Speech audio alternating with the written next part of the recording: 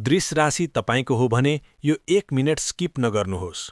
तपाईको वरपर कोही व्यक्ति हुनुहुन्छ जो देख्दा निकै शान्त र आरामसँग कुरा गर्ने, तर जिद्दी गरेपछि कसैले पनि उहाँलाई आफ्नो ठाउँबाट हल्लाउन सक्दैनन्। ज्योतिषमा वृषलाई साढे बुलले चिनाउँछ। यसको अर्थ उहाँहरूमा असाध्यै धेरै धैर्य र शक्ति हुन्छ। रिस उठ्न समय लाग्छ, तर जब रिसको बाँध टुट्छ शान्त पार्न मुस्किल हुन्छ। तपाईको राशिका स्वामी ग्रह शुक्र हुन्, त्यसैले तपाईलाई सुन्दरता र लग्जरी जीवनशैली धेरै मनपर्छ।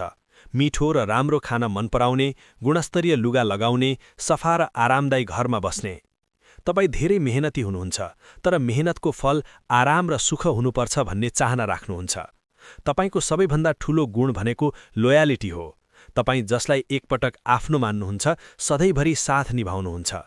जिद्दी स्वभाव र पुरानो तरिका नछोड्ने बानी आज होइन भोलि गर्छु भन्ने स्वभावले अवसरहरू गुमाउन लगाउन सक्छ। यदि प्रेम सम्बन्धमा समस्या वा कमाई बचत गर्न गाह्रो भइरहेको छ भने स्वामी ग्रह शुक्रको सन्तुलन मिलाउन जरुरी छ।